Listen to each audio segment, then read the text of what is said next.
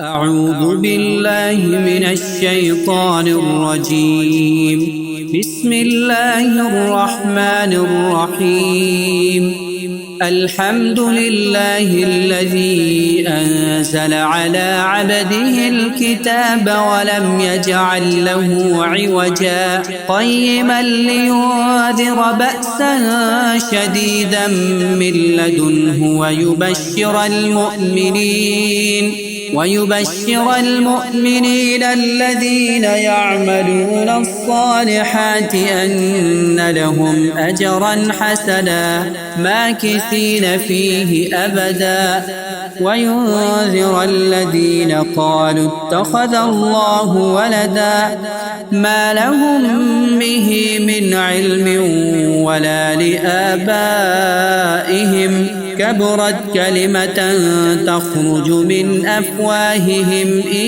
يقولون إلا كذبا فلعلك باخع نفسك على آثارهم إن لم يؤمنوا بهذا الحديث أسفا إنا جعلنا ما على الأرض زينة لها لنبلوهم أيهم أحسن عملا وإنا لجاعلون ما عليها صعيدا جرزا أم حسبت أن أصحاب الكهف والرقيم كانوا من آياتنا عجبا إذ أوى الفتية إلى الكهف فقالوا ربنا آتنا من لدنك رحمة وهيئ لنا من أمرنا رشدا فضربنا على آذانهم في الكهف سنين عددا ثم بعثناهم لنعلم أي الحزبين أحصى لما لبثوا أمدا نحن نقص عليك نبأهم بالحق إنهم فتية آمنوا بربهم وزدناهم هدى وربطنا على قلوبهم إذ قاموا فقالوا ربنا رب السماوات والأرض لن ندعو من دونه إلها لقد قلنا إذا شططا هؤلاء قوم اتخذوا من دونه آلهة لولا يأتون عليهم بسلطان بين فمن أظلم ممن افترى على الله كذبا وإذ اعتزلتموهم وما يعبدون إلا الله فأووا إلى الكهف ينشر لكم ربكم من رحمته ويهيئ لكم من أمركم مرفقا وترى الشمس إذا طلعت تزاور عن كهفهم ذات اليمين وإذا غربت تقرضهم ذات الشمال وهم في فجوة منه ذلك من آيات الله من يهد الله فهو المهتد ومن يضلل فلن تجد له وليا مرشدا وتحسبهم أيقاظا وهم رقود ونقلبهم ذات اليمين وذات الشمال وكلبهم باسط ذراعيه بالوصيد لو اطلعت منهم لوليت منهم فرارا ولملئت منهم رعبا وكذلك بعثناهم ليتساءلوا بينهم قال قائل منهم كم لبثتم قالوا لبثنا يوما أو بعض يوم قالوا ربكم أعلم بما لبثتم فابعثوا أحدكم بورقكم هذه إلى المدينة فلينظر أيها فلينظر أيها أزكى طعاما فليأتكم برزق منه وليتلطف ولا يشعرن بكم أحدا إنهم إن يظهروا عليكم يرجموكم أو يعيدوكم في ملتهم ولن تفلحوا إذا أبدا وكذلك أعثرنا عليهم ليعلموا أن وعد الله حق وأن الساعة لا ريب فيها إذ يتنازعون بينهم أمرهم فقالوا ابنوا عليهم بنيانا ربهم أعلم بهم قال الذين غلبوا على أمرهم لنتخذن عليهم مسجدا سيقولون ثلاثة رابعهم كلبهم ويقولون خمسة سادسهم كلبهم رجما بالغيب ويقولون سبعة وثامنهم كلبهم قل ربي أعلم بعدتهم ما يعلمهم إلا قليل فلا تمار فيهم إلا مراء ظاهرا ولا تستفت فيهم منهم أحدا ولا تقولن لشيء إني فاعل ذلك غدا إلا أن يشاء الله واذكر ربك إذا نسيت وقل عسى أن يهديني ربي لأقرب من هذا رشدا ولبثوا في كهفهم 300 سنين وازدادوا 9 قل الله أعلم بما لبثوا له غيب السماوات والأرض أبصر به وأسمع ما لهم من دونه من ولي ولا يشرك في حكمه أحدا واتل ما أوحي إليك من كتاب ربك لا مبدل لكلماته ولن تجد من دونه ملتحدا واصبر نفسك مع الذين يدعون ربهم بالغداة والعشي يريدون وجهه ولا تعد عيناك عنهم تريد زينة الحياة الدنيا ولا تطع من أغفلنا قلبه عن ذكرنا واتبع هواه وكان أمره فرطا وقل الحق من ربكم فمن شاء فليؤمن ومن شاء فليكفر إنا أعتدنا للظالمين نارا أحاط بهم سرادقها وإن يستغيثوا يغاثوا بماء كالمهل يشوي الوجوه بئس الشراب وساءت مرتفقا إن الذين آمنوا وعملوا الصالحات إنا لا نضيع أجر من أحسن عملا أولئك لهم جنات عدن تجري من تحتهم الأنهار يحلون فيها من أساور من ذهب ويلبسون ثيابا خضرا من سندس واستبرق متكئين فيها على الأرائك نعم الثواب وحسنت مرتفقا واضرب لهم مثل الرجلين جعلنا لأحدهما جنتين من أعناب وحففناهما بنخل وجعلنا بينهما زرعا كلتا الجنتين آتت أكلها ولم تظلم منه شيئا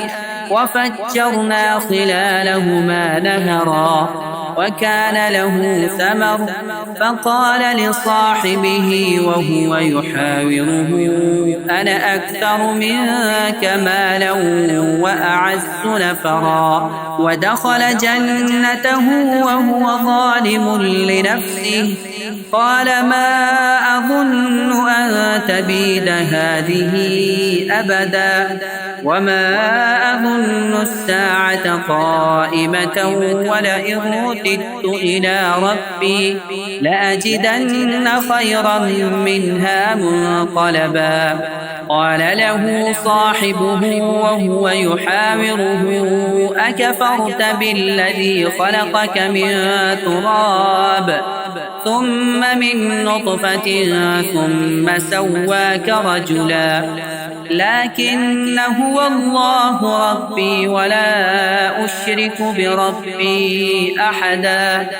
ولولا إذ دخلت جنتك قلت ما شاء الله لا قوة إلا بالله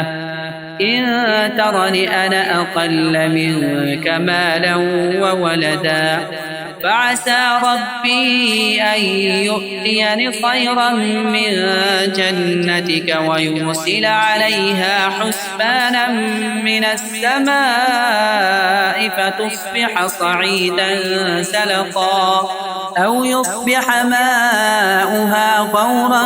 فلن تستطيع له طلبا. وأحيط بثمره فأصبح يقلب كفيه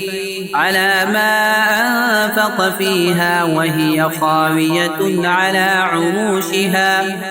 ويقول يا ليتني لم أشرك بربي أحدا. ولم تكن له فئة ينصرونه من دون الله وما كان منتصرا. هنالك الولاية لله الحق هو خير ثوابا وخير عقبا. واضرب لهم مثل الحياة الدنيا كماء إن أنزلناه من السماء فاختلط به نبات الأرض فأصبح هشيما تذروه الرياح وكان الله على كل شيء مقتدرا. المال والبنون زينة الحياة الدنيا والباقيات الصالحات خير عند ربك ثوابا وخير أملا. ويوم نسير الجبال وترى الأرض بارزة وحشرناهم فلم نغادر منهم أحدا وعرضوا على ربك صفا لقد جئتمونا كما خلقناكم أول مرة بل زعمتم أن لن نجعل لكم موعدا. ووضع الكتاب فترى المجرمين مشفقين مما فيه ويقولون يا ويلتنا ما لهذا الكتاب لا يغادر صغيرة ولا كبيرة إلا أحصاها ووجدوا ما عملوا حاضرا ولا يظلم ربك أحدا. وإذ قلنا للملائكة اسجدوا لآدم فسجدوا إلا إبليس كان من الجن ففسق عن أمر ربه أفتتخذونه وذريته أولياء من دوني وهم لكم عدو بئس للظالمين بدلا. ما أشهدتهم خلق السماوات والأرض ولا خلق أنفسهم وما كنت متخذ المضلين عضدا. ويوم يقول نادوا شركائي الذين زعمتم فدعوهم فلم يستجيبوا لهم وجعلنا بينهم موبقا. ورأى المجرمون النار فظنوا أنهم مواقعوها ولم يجدوا عنها مصرفا ولقد صرفنا في هذا القرآن للناس من كل مثل وكان الإنسان أكثر شيء جدلا وما منع الناس أن يؤمنوا إذ جاءهم الهدى ويستغفروا ربهم إلا أن تأتيهم سنة الأولين أو يأتيهم العذاب قبلا وما نرسل المرسلين إلا مبشرين ومنذرين ويجادل الذين كفروا بالباطل ليدحضوا به الحق واتخذوا آياتي وما أنذروا هزوا ومن أظلم ممن ذكر بآيات ربه فأعرض عنها ونسي ما قدمت يداه إنا جعلنا على قلوبهم أكنة أن يفقهوه وفي آذانهم وقرا وإن تدعوهم إلى الهدى فلن يهتدوا إذا أبدا وربك الغفور ذو الرحمة لو يؤاخذهم بما كسبوا لعجل لهم العذاب بل لهم موعد لن يجدوا من دونه موئلا وتلك القرى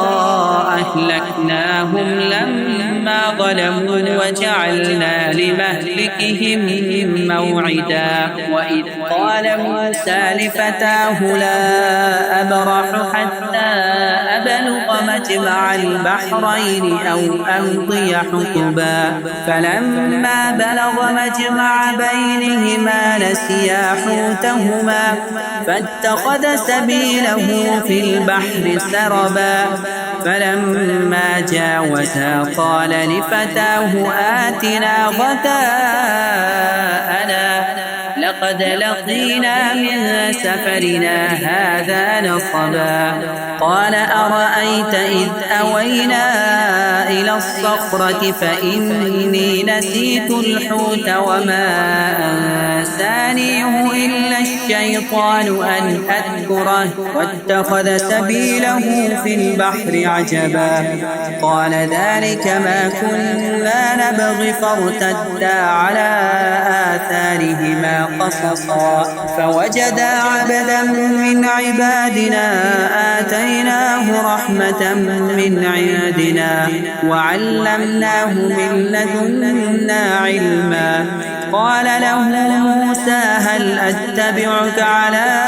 أن تعلمني مما علمت رشدا قال إنك لن تستطيع معي صبرا وكيف تصبر على ما لم تحط به خبرا قال ستجدني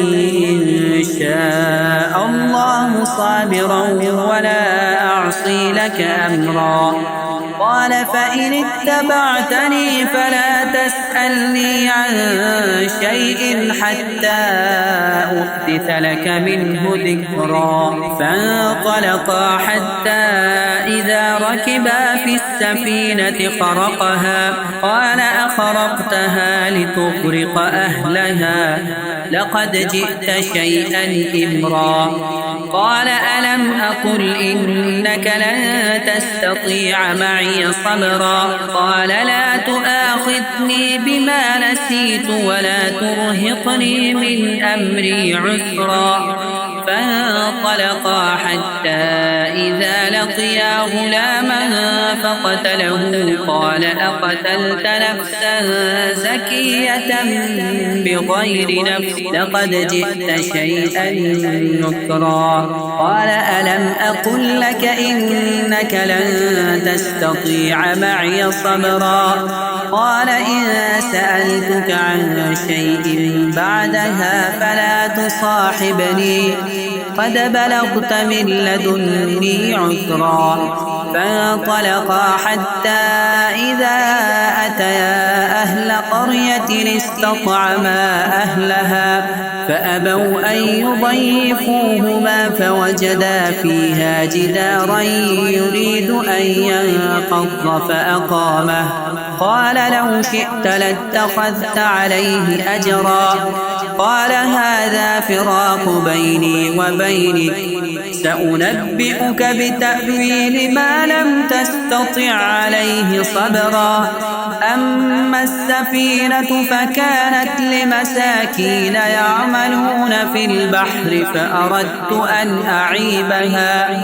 وكان وراءهم ملك يأخذ كل سفينة غصبا. وأما الغلام فكان أبواه مؤمنين فخشينا أن يرهقهما طغيانا وكفرا فأردنا أن يبدلهما ربهما خيرا منه زكاة وأقرب رحما. وأما الجدار فكان لغلامين يتيمين في المدينة وكان تحته كنز لهما وكان أبوهما صالحا فأراد ربك أن يبلغا أشدهما ويستخرجا كنزهما رحمة من ربك وما فعلته عن أمري ذلك تأويل ما لم تسطع عليه صبرا. ويسألونك عن ذي القرنين قل سأتلو عليكم منه ذكرا. إنا مكنا له في الأرض وآتيناه من كل شيء سببا. فأتبع سببا حتى إذا بلغ مغرب الشمس وجدها تغرب في عين حمئة ووجد عندها قوما. قلنا يا ذا القرنين إما أن تعذب وإما أن تتخذ فيهم حسنا. قال أما من ظلم فسوف نعذبه ثم يرد إلى ربه فيعذبه عذابا نكرا. وأما من آمن وعمل صالحا فله جزاء الحسنى وسنقول له من أمرنا يسرا. ثم أتبع سببا حتى إذا بلغ مطلع الشمس وجدها تطلع على قوم لم نجعل لهم من دونها سترا. كذلك وقد أحطنا بما لديه خبرا. ثم أتبع سببا حتى إذا بلغ بين السدين وجد من دونهما قوما لا يكادون يفقهون قولا. قالوا يا ذا القرنين إن يأجوج ومأجوج مفسدون في الأرض فهل نجعل لك خرجا على أن تجعل بيننا وبينهم سدا. قال ما مكنني فيه ربي خير فأعينوني بقوة أجعل بينكم وبينهم ردما. آتوني زبر الحديد حتى إذا ساوى بين الصدفين قال انفخوا حتى إذا جعله نارا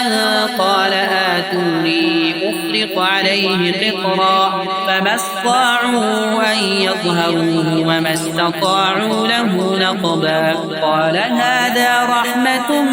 من ربي فإذا جاء وعد ربي جعله دكاء وكان وعد ربي حقا. وتركنا بعضهم يومئذ يموج في بعض ونفخ في الصور فجمعناهم جمعا وعرضنا جهنم يومئذ للكافرين عرضا. الذين كانت أعينهم في غطاء عن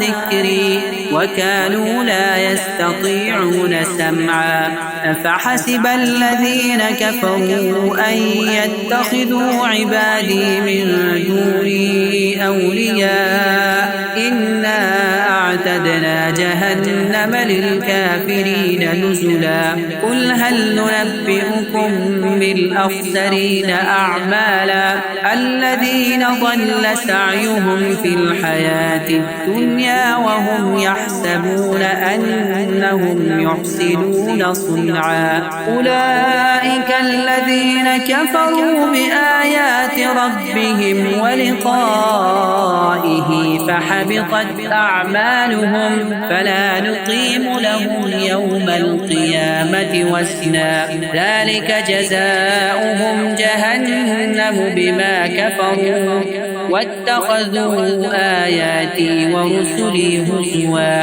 إن الذين آمنوا وعملوا الصالحات كانت لهم جنات الفردوس نزلا خالدين فيها لا يبغون عنها حولا قل لو كان البحر مدادا لكلمات ربي لنفد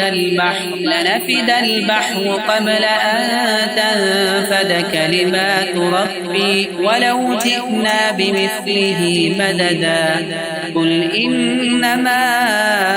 أنا بشر مثلكم يوحى إلي أنما إلهكم إله واحد فمن كان يرجو لقاء ربه فليعمل عملا صالحا ولا يشرك بعبادة ربه أحدا.